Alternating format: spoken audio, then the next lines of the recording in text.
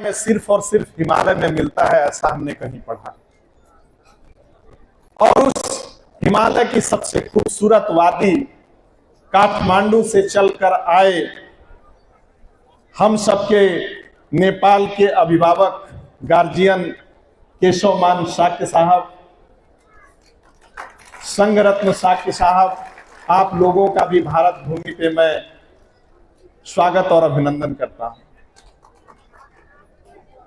दुनिया में बहुत से पारस हैं, पारस पत्थर होंगे, लेकिन हिमालय के पारस पत्थर की खासियत यह बताई जाती है कि जिसने उस पारस पत्थर को जिस भी लोहे ने छुआ वो सोना बन गया। तो ऐसे ही केशवमान शाक्य साहब पारस पत्थर हैं जिनको सम्राट अशोक क्लब ने नेपाल में जाके छुआ और हम सब सोना बन गए नेपाल में जाके। तो आपका मैं स्वागत करता हूं इस भारत भूमि पे। हमारे सामने बैठे पूज्य भिक्षु संघ, माताएं, बहनें, पिता तुल्य बुजुर्ग, नौजवान साथी और आने वाली पीढ़ियों के रक्षक हमारे नन्हे मुन्ने बच्चे, आप सभी लोगों का इस अशोक महान के पितामह चंद्रगुप्त की धरती पाटलिपुत्र में स्वागत करता हूं।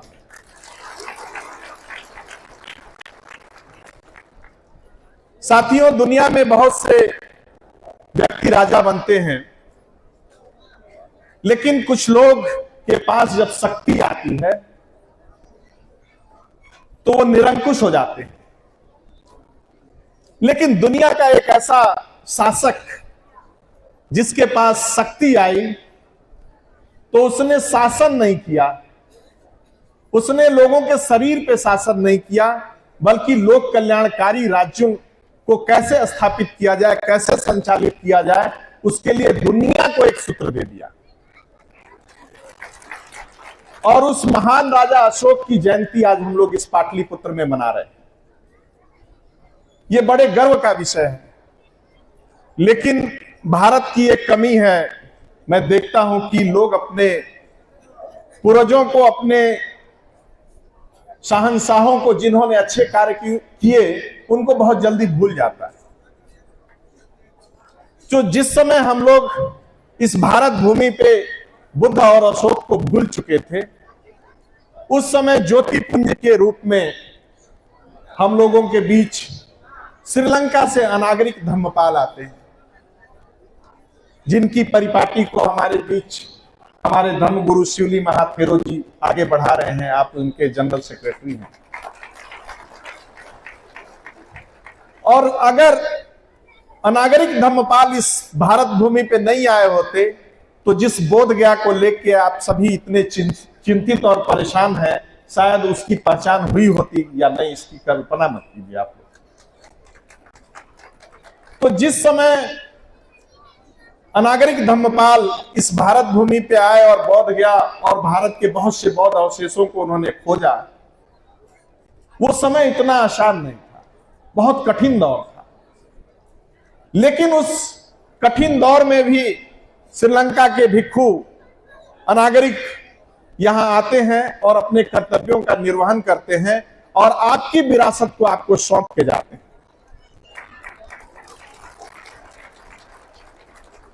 समय बीतता है और जिस समय भारत आजादी के आंदोलन के लिए पूरा कमर कस के तैयार रहता है, उस समय जापान का एक भिक्षु फूजी गुरुजी, जिसके संवाहक हमारे जोन्सोई तारासावा गुरुजी आज बैठे हैं, वो गुरु जब जापान से आते हैं तो स्वतंत्रता काल में अपने धम दुब दुबुकियों बजा के, जो आप लोग नम्य हो रहेंगे क्यों का वाचन सुनते हैं, तो ये गुरु जी की देन है कि पूरे दुनिया में एकमात्र ऐसा धर्मगुरु भारत को मिला जिसने भारत की स्वतंत्रता के लिए अपना सर्वस्व न्यौछावर कर दिया।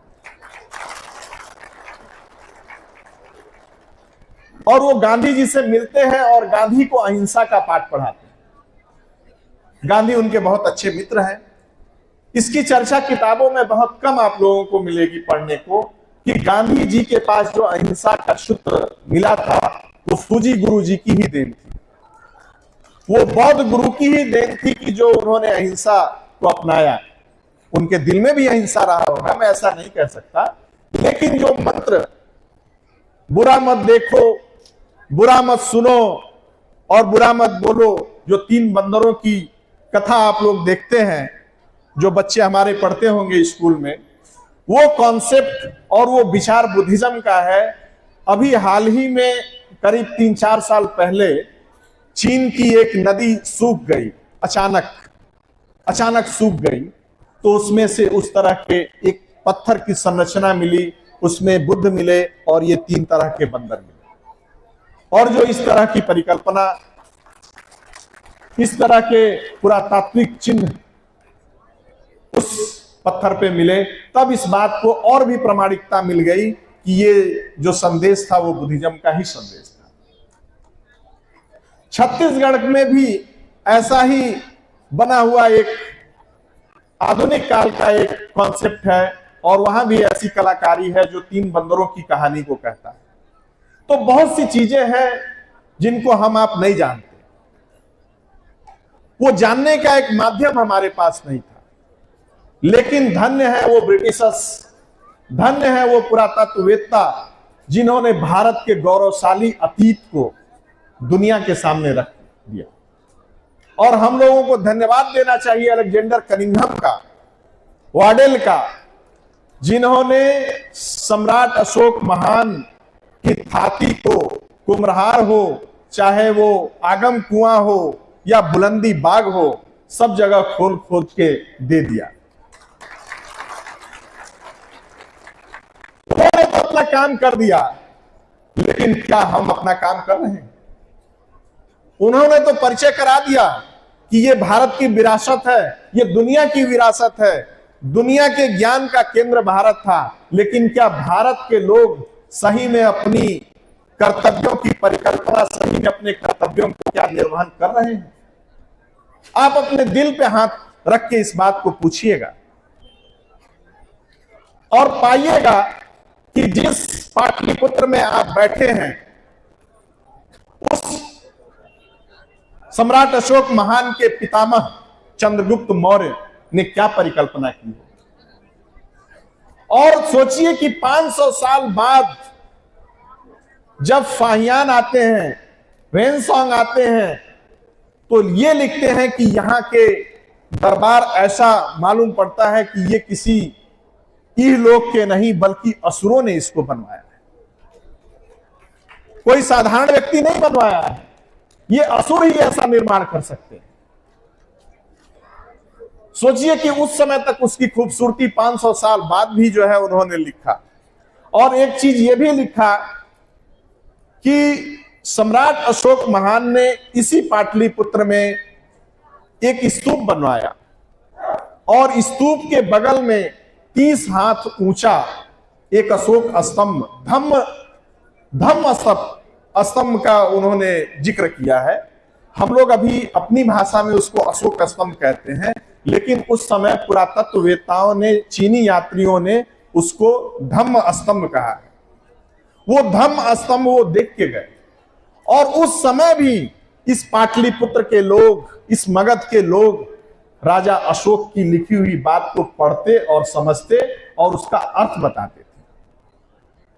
ये चीज उन्होंने अपने डायरी में लिखा है। लेकिन आज पुरातात्विक स्थलों को देख के बड़ा दर्द होता है, बड़ा मलान होता है जब भी मैं आता हूं, और खास करके बिहार में हर जगह लोग अतिक्रमण कर रहे हैं। पाटलिपुत्र की बहुत सी धरोहर जिसको अंग्रेजों ने खोज के भारत सरकार को दिया, अब वहां लोग कब्जा कर रहे हैं, लोग भैंस बांध रहे हैं, लोग कुत्ते बिल्लियां वहां चरा रहे हैं।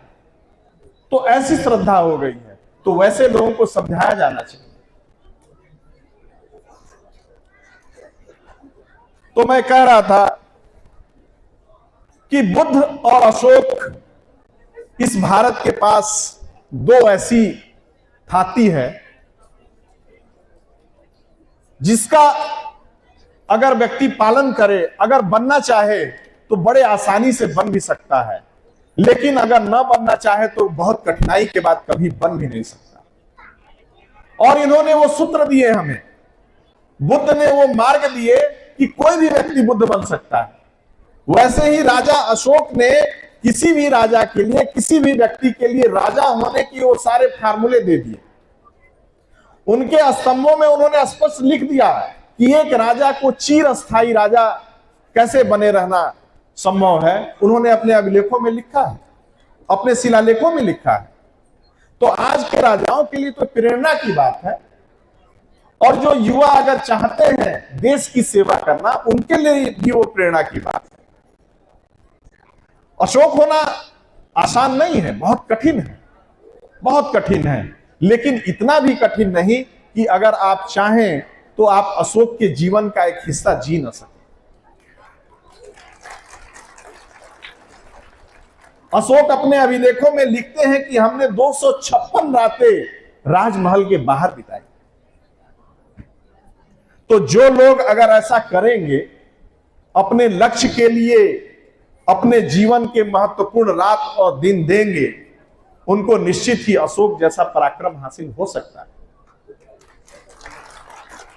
और हुआ भी है।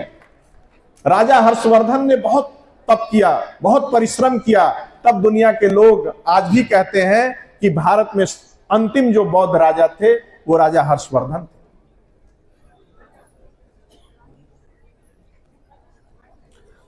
तो मैं कह रहा था राजा अशोक के पितामह चंद्रगुप्त की मौर्य की बात, जो उन्होंने इतना सुंदर पाटलिपुत्र बनाया, इतना अच्छा इस भारत की शासन व्यवस्था को दिया, और उसको अशोक महान ने अपने कर्तव्यों से, अपने पुरुषार्थ से इस भारत ही नहीं बल्कि पूरी दुनिया तक छाया। और आज हम जाके नेपाल अपने मित्र देश से अगर बात करते हैं कि हम भारत देश से आए हैं, आपसे मित्रवत संबंध स्थापित करना चाहते हैं, या भारत के लोग किसी भी दुनिया में जाके ये कहते हैं कि हम भारत से आए हैं और बुद्ध की धरती से आए हैं, अशोक की धरती से आए हैं, तो उनके पराक्रम का ही परिणाम। और कहीं ना कहीं ये पराक्रम हम आपको करते रहने की जरूरत है।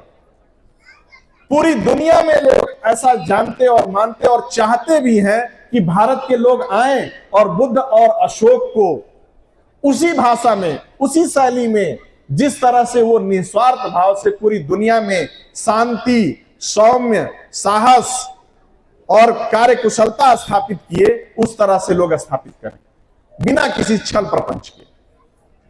सोचिए कि यूनान का राजा सिकंदर जब भारत पर आक्रमण करने के फिराक में आता है यहां पे, और यहां के लोगों पे सोचता है कि उन पे शासन करें, लेकिन राजा अशोक का जब समय आता है तो उन्होंने यूनान में यहां के औषधीय पौधों का वितरण करवाया। ऐसी इच्छा रखनी होगी हम आपको कि जो आपके प्रति बुरा सोचे, बुरा करे, उसके प्रति भी हम लोगों के मन में अच्छे विचार होने चाहिए। तभी तो हम राजा अशोक की परिकल्पना और उनके शासन नीति को लोगों तक पहुंचा सकते हैं। और अभी क्या समय आ रहा है कि कोई भी अगर कुछ बोल दिया तो तुरंत हम रिएक्ट हो जा रहे हैं। रिएक्शन में नहीं आना है, क्योंकि वो चाहता है कि आप रिएक्शन में आए, आप अपने मूल रास्ते से तुरंत भटक जाए।